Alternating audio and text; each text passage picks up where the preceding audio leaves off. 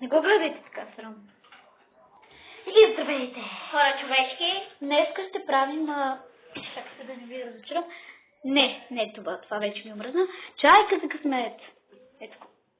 Значи ще ни питате ни въпроси, ние трябва да отговаряме и който отговори грешно, чайката ще натиснем чайката и ще видим дали ще му се изходи на ръка. И така, започваме. Така, първият въпрос... Ела насам. Така, първият въпрос е колко букви има в азбуката. Давай си първи. 100. 31. Има 31. Дай си ръката. Слушай дали ще му се изпитае. Имаш късмет. Не ти се изпита. Вторият въпрос е кой е написал първата азбука? Господ. Това е малък, му се смейте. Кирил и Методи. Не бъркаш толкова да си казваш. Така, айде, ще променим малко правилата. Всеки ще си дава ръката и ще видим на кой ще се изходи.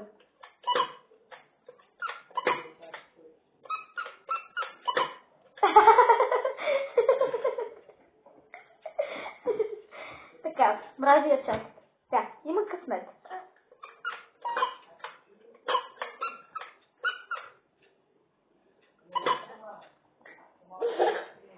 Имам късмет, хора. Аз хълтам. Хълта. Изпика му се чайката. И на мен се изпика. Так, на мен мисля Изак. Мисля днес. Давай си ръката. Не. Още един път.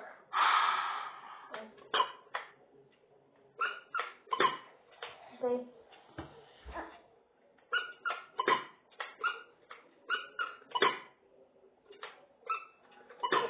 Изак. На който му се издака повече е за глава. На мен 5, на него 6. В момента аз 6. Бе, луд! Това е пияна. Какво да правя? Аз не забитих с пияна. Ти си мисля. Забитих с пияна. Издака ми се. 6 на 6.